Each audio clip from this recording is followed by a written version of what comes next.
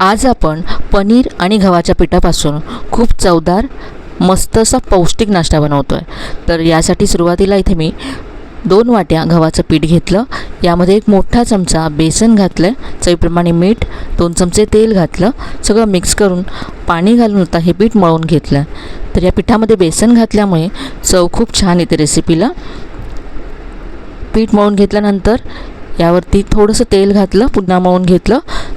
आता हे पीठ सेट होण्यासाठी बाजूला ठेवून देऊया आणि इथे आपण स्टफिंग तयार करूया। तर दुसरा एक बाउल घेतला, यामध्ये पनीर घातलं आहे। पनीर अगदी बारीक कुस्करून घेतलं आहे मी, साधारण 150 ग्राम पनीर आहे। यानंतर यामध्ये शिमला मिरची, कांदा घातला आहे, हिरवी मिरची बारीक चिरून घातली, कोथिंबीर घातली, चवीप्रमाणे मीठ घातलं, अर्धा चमचा यामध्ये ओवा घालायचा, अर्धा चमचा धनेजिरे पूड घातले, पाव चमचा गरम मसाला घातला, यानंतर अर्धा चमचा चाट मसाला आणि थोडीशी कसुरी मेथी घातली आहे। हे सगळं मिक्स करायचं आहे। इथे मी हिरवी मिरची घातली आहे, तुम्ही याबरोबर लाल तिखटसुद्धा चवीप्रमाणे घालू शकता। तर हे स्टफिंग तयार झालं आहे। आता पीठ आपण जे सेट करण्यासाठी ठेवलं होतं ते पुन्हा एकदा मळून घ्यायचं आहे। अगदी सॉफ्ट असं पीठ मळून घेतलं। आता यातला एक गोळा घेतला आहे, सुक्या पिठामध्ये हा गोळा घोळवून याची पोळी लाटून घ्यायची आहे।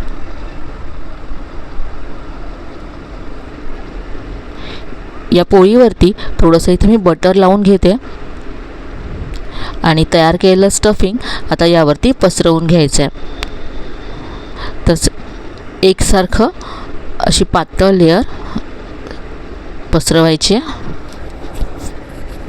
आता पहा, सेंटरपासून कडेपर्यंत असा एक कट दिला आहे आणि त्रिकोणी आकारामध्ये आता हा पराठा फोल्ड करायचा आहे।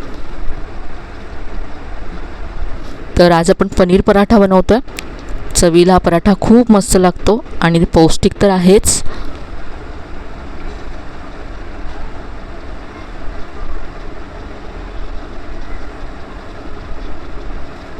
याचे सगळे कॉर्नर्स असे मी बंद केलेत।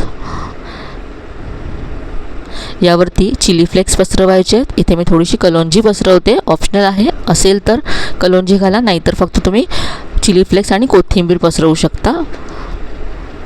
सुकं पीठ लावून हा पराठा असा लाटून घ्यायचा आहे। त्रिकोणी आकारामध्येच असा हा पराठा लाटून घेतला। असा पराठा दिसायला सुद्धा छान दिसतो आणि फाटत सुद्धा नाही, स्टफिंग सुद्धा बाहेर येत नाही। पराठा लाटून झाला आहे।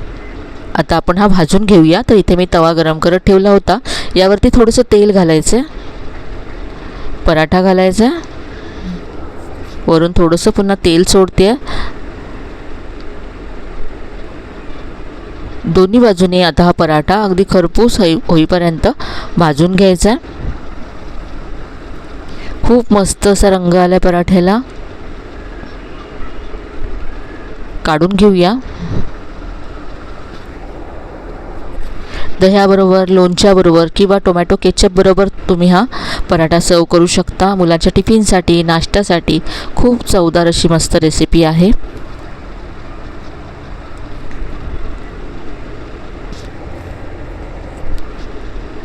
तर हा पनीर पराठा एकदा तरी नक्की करून पहा। रेसिपी तुम्हाला आवडेल। रेसिपी कशी वाटली कमेंटमध्ये कळवायला विसरू नका। रेसिपी आवडली असेल तर व्हिडिओला लाईक करा, शेअर करा, चॅनलला अजून सबस्क्राईब केलं नसेल तर नक्की सबस्क्राईब करा। चला तर पुन्हा भेटूया अशा छान छान आणि नवीन नवीन रेसिपीसह। तोपर्यंत धन्यवाद।